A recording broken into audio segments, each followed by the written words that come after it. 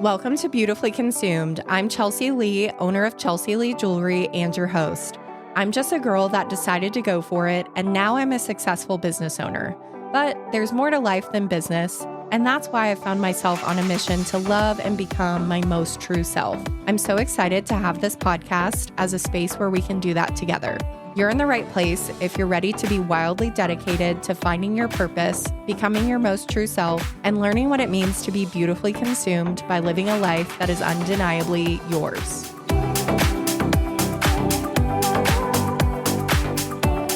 Hello, and welcome to another episode of Beautifully Consumed. I am your host, Chelsea Leigh. I'm so excited to have you here today. I have a really special episode for you. It's definitely one from the heart.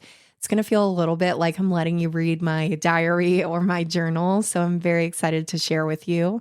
But before we get started, in last week's episode, I mentioned how podcasting feels like such a one-way street. It feels like you're sitting down and listening or watching me and getting to know me every week, but I'm not getting to know you every week like you are me. So I would love to hear from you and get to know you a little bit better. So give me a follow on Instagram at Beautifully Consumed.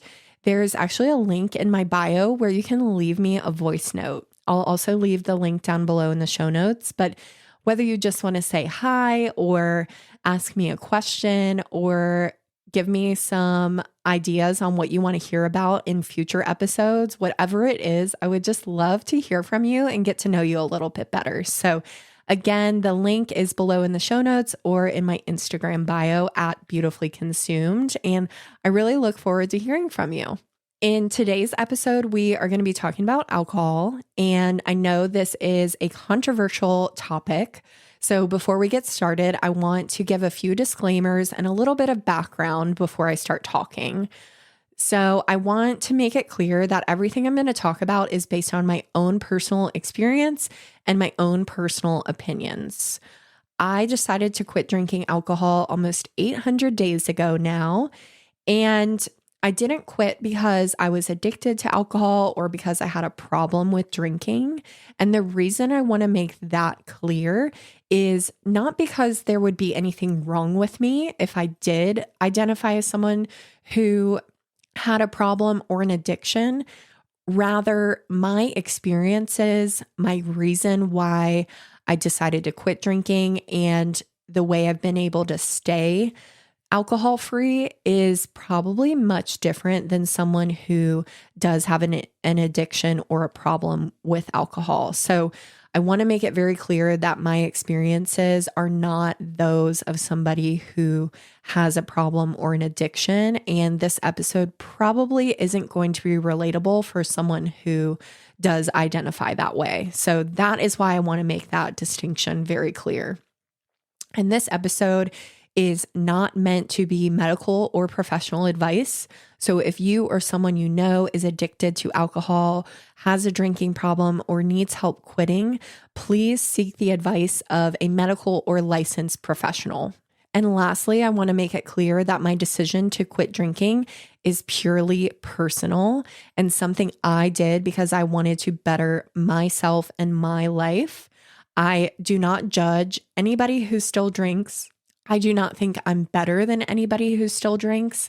In fact, almost everybody I know and hang out with and spend time with does drink alcohol, and I don't love them any less for that. So I want to make that clear because everything I'm going to say comes from a place of love and never a place of judgment or negativity. It's all from a place of kindness and respectfulness and a place of true love and caring.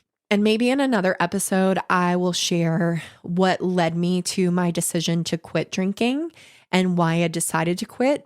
I'm not going to focus on that today.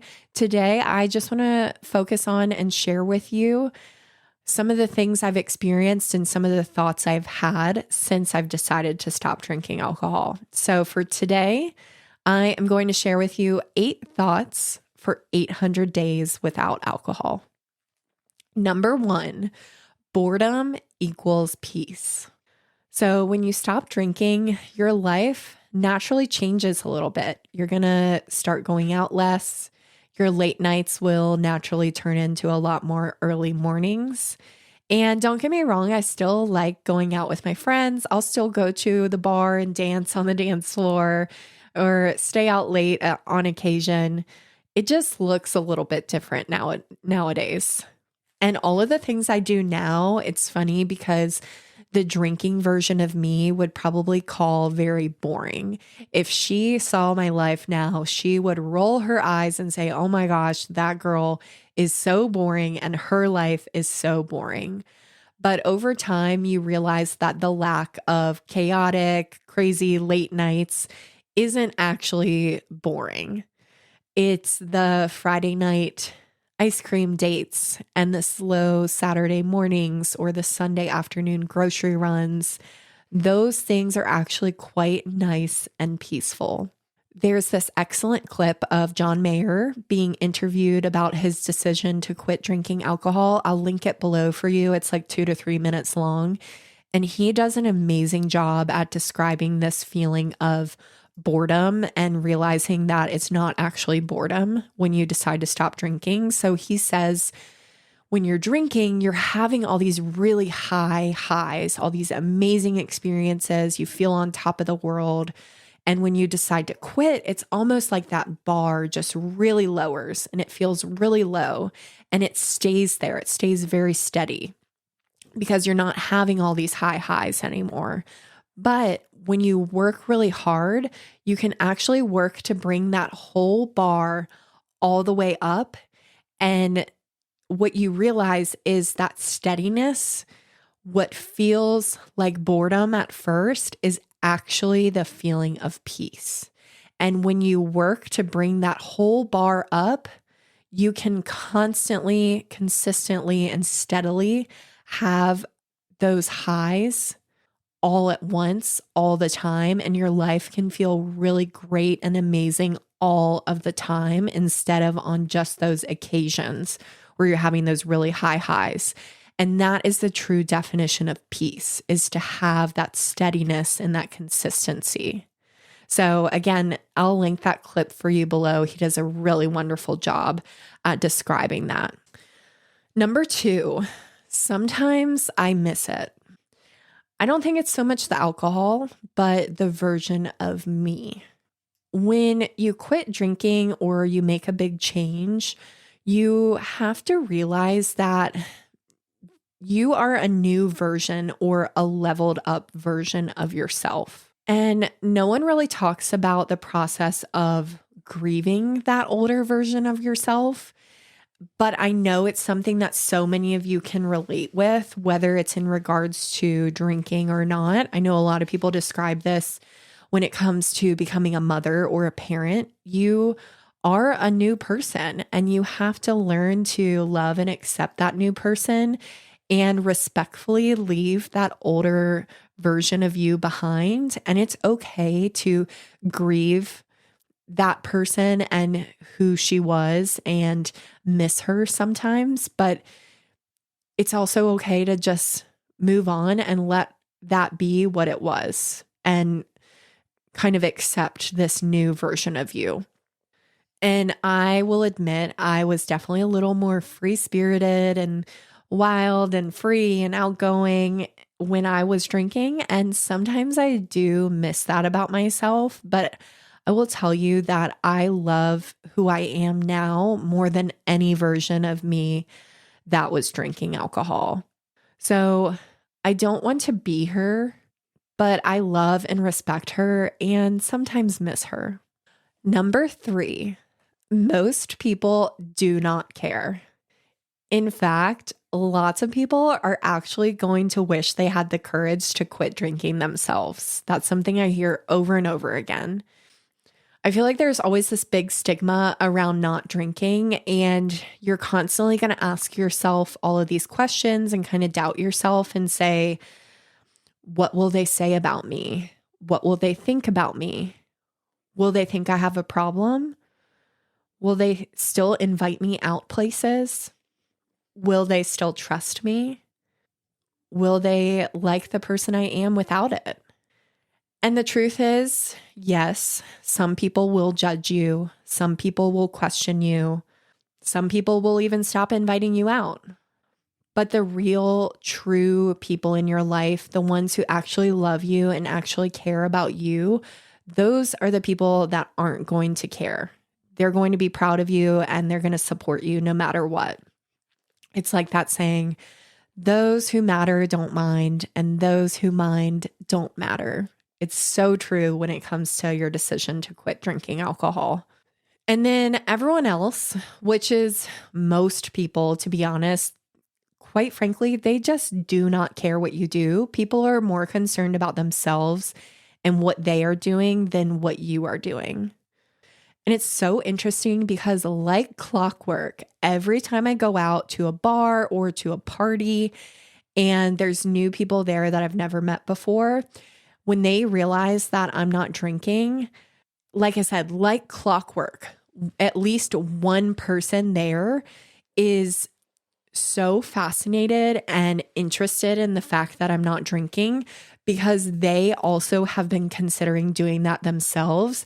They've just been too scared or too nervous to make the decision to do that.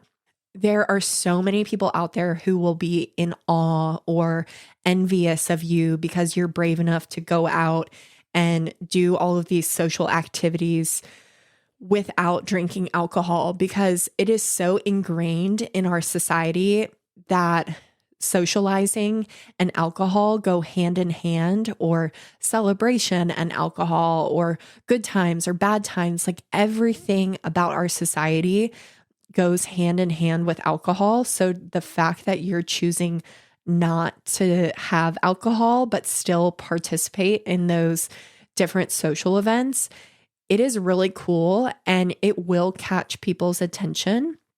And I think it just gives people an opportunity to see that it is possible for themselves too. And they can kind of see themselves in you when you are confident enough to do that. So again, most people do not care that you decide not to drink. And I encourage you to still go out and do those things anyway, because you never know who you might run into and be able to talk to and give the courage and like positive impact on somebody who's been thinking about doing that for themselves. So again, do not let other people's opinions of you, whether this is drinking or not, do not let other people's opinions of you have an impact on the decisions that you make for yourself and your own life. Because again, most people don't care. Number 4, the clarity and self-awareness that you get when you stop drinking is unmatched. I wasn't someone who was a daily drinker or really even a frequent drinker. I would say my drinking was more social on the weekends when I would go to special events, football games, weddings, an occasional wine Wednesday here and there. But it really wasn't a regular activity for me. And in fact, once the world went into lockdown, I rarely ever drank at all because, again, there was nowhere to go and nowhere for me to go out and socialize and drink. I wasn't really a fan of sitting around at home drinking by myself. So I wasn't drinking very frequently once lockdown started. So when I decided to quit drinking for good, I knew generally I would feel a little bit better because drinking alcohol doesn't make you feel good in general, but I wasn't expecting the true improvement in mental clarity that I have now because I wasn't consuming it on a very regular basis. But let me just tell you, the way I feel so sharp and so clear now is so crazy. I think what we have to remember, or what a lot of people don't even realize in the first place, is that alcohol is actually poison for your body and for your mind. And your body just cannot process alcohol. But more specifically, it's a neurotoxin, which means that it's toxic to your brain. It literally kills brain cells when you consume alcohol. So it is so bad for your brain, and the effects of it aren't just immediate. It's not just while you're drinking it or the next day while you're hungover. It can have long lasting impacts on your mind, your body, and your overall health and well being. So for me, I can't really remember when exactly I started to feel this improvement in mental clarity. I would probably say it was sometime between 3 and 6 months after I decided to quit drinking for good. And that's when I started to notice like how much more sharp and clear my thoughts were. And I don't experience that feeling of brain fog nearly as often as I used to. And again, this is coming from someone who was only an occasional social drinker, not an everyday drinker. So if you're someone who has a glass of wine every single night after work, or even just a few nights after work, imagine how much more clear and sharp and focused you could feel if you decided to quit or take a break. I just feel so much more in tune with my mind, my body, and my emotional state since I've decided to quit drinking. It is truly such a gift. Number 5, giving up alcohol is the best way to level up. Do you want to get in the best shape of your life? Stop drinking. Do you want to start a business or grow your career? Stop drinking. Do you want to improve your relationships? Stop drinking. Do you want to save or make more money or become financially free? Stop drinking. Do you want to pursue your passions or hobbies or become more creative? Stop drinking. Do you want to level up or better your life in any way? You guessed it. The answer is stop drinking. Again, even if you're only an occasional or social drinker, alcohol will hold you back. It affects everything about you. It affects your mental, your emotional, your physical, and your spiritual state. I believe you cannot be the best version of yourself, or you will never reach 100% of your true potential if you are consuming alcohol in any amount. I know this is controversial. I know this will ruffle some feathers, but I believe that is the truth. And not enough people are brave enough or have the courage to admit it to themselves, let alone to say that out loud. So let me be the person that says that out loud to you. And listen, I'm not perfect, and I'm not judging you if you choose to drink. Trust me, I do not think I'm better than you because I don't drink and you do. And I don't think that makes me perfect or makes me someone who has reached 100% of my potential, because I certainly have not. You know what else can hold you back from reaching your potential? Not dealing with emotional trauma, scrolling too much on social media, not eating 100% clean 100% of the time. We are all humans and none of us are perfect, and none of us are going to operate in a way that makes us perfect and operating at 100% all the time, 100% of the time. It's just not realistic. I'm simply just saying that if you want to better your life in any way, if you want to improve yourself, if you want to level up, one of the most effective ways you can do that is to cut out alcohol entirely. I like to say, use the weekend to build the life that you want, not to escape the life that you have. So just consider replacing drinking with habits that will actually help you to level up and achieve your goals and get closer to the person that you want to be and want to become. Cutting out alcohol for good, even if you're only an occasional drinker, I promise you, it is one of the most effective ways to completely level up your life in every way imaginable. It'll help you improve your health, your wellness, your mental state, your spiritual state, your relationships, your job, your hobbies. Literally everything about your life will become better when you decide to cut out alcohol. And it is a true cheat code to leveling up. All right, number 6, being alcohol free is the best form of self-love. As I briefly touched on before, it's no secret that alcohol is bad for your health. Did you know alcohol is directly linked to 7 different types of cancer?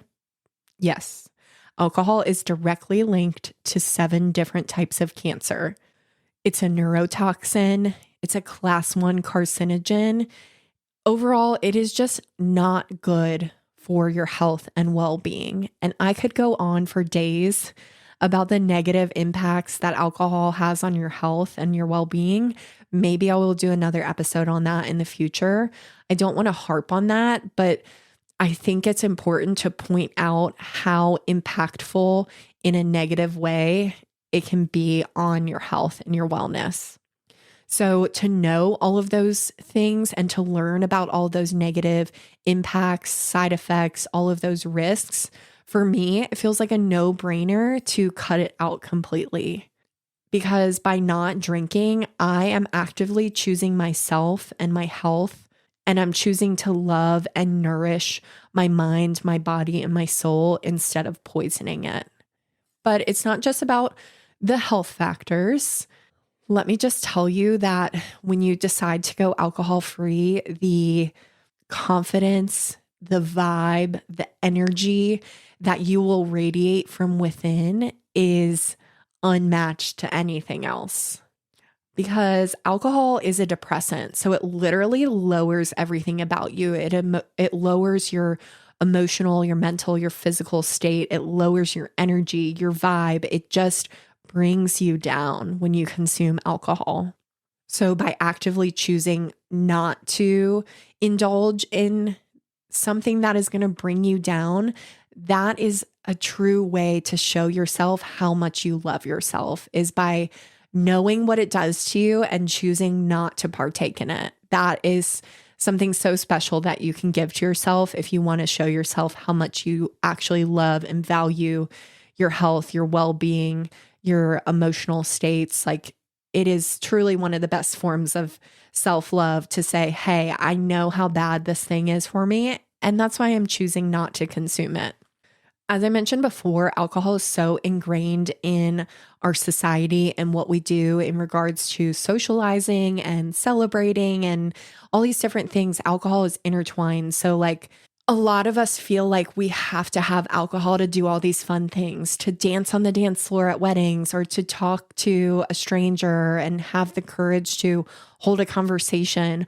All of these different things that you feel like you need alcohol for, it turns out that you don't actually. You can do all of these things without alcohol, and they're actually that much better without it.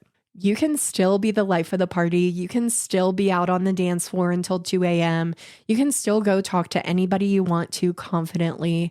You can have so much more fun doing all these things sober, and you get to drive yourself home at the end of the night whenever you want to.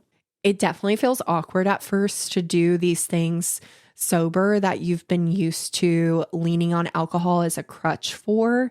And there is a little bit of like a learning curve with that and having to kind of get over that social awkwardness.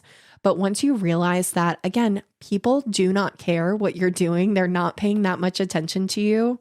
And when you realize that you're doing this as a form of showing yourself love, it becomes like one of the coolest and most fun things that you can do. And you will start to think, how did I even do this or enjoy this when I was drinking? It's so much more fun being sober, doing all these things. And I don't know about you, but when I was a kid, I used to have so much fun, like staying up late, making up silly dances, and just being carefree as a kid. And that's the best way to describe how it feels to be sober in a world that's so obsessed with alcohol. It feels just like you're a kid again. Like, you don't care what the world thinks. You don't care what anybody else thinks. You just care about being yourself and having fun. And being sober gives you the permission to find that pure, deep inner joy and unapologetically express it and be yourself. So when you realize that you can do all of these things without alcohol that you thought you needed alcohol for, or thought you needed alcohol to have fun doing, you will gain this whole new level of self-confidence that you didn't even know existed. It really opens up the door to love yourself for who you are authentically and truly. Number 7, accountability hits different. Quitting alcohol will solve some of your problems, but it certainly will not solve all of your problems. You're still going to mess up. You're still going to say things that you didn't mean to say. You're still going to do things that you regret doing. The difference is you won't have alcohol to blame or to lean on as a crutch. And that's one of the hard parts about being sober is you are forced to sit with your emotions, your feelings, and your decisions 100% of the time. Now, I don't think that's a bad thing. I think that's a really, really good thing, but it's something that's different if you're not used to it. You are fully aware 100% of the time, which means that you have to fully feel all emotions 100% of the time. And that goes for good and bad emotions, which again, I think is a good thing. And I think that's healthy to do and to sit with. But it's harder when you just have a really bad day at work or you feel stressed out. You're like, oh, I just would love a glass of wine, or I just want to go get a margarita with my friends. It feels so simple and harmless to have that glass of wine after work to unwind or relax a little bit. But what you're really doing is choosing to numb out some harder feelings or emotions and deal with them later by pushing them down or pushing them away. So to not be able to lean on alcohol to do that, you are really forced to sit with all of your feelings and all of your emotions and the responsibility that comes with all of the decisions you make. You are forced to deal with those things right then and there.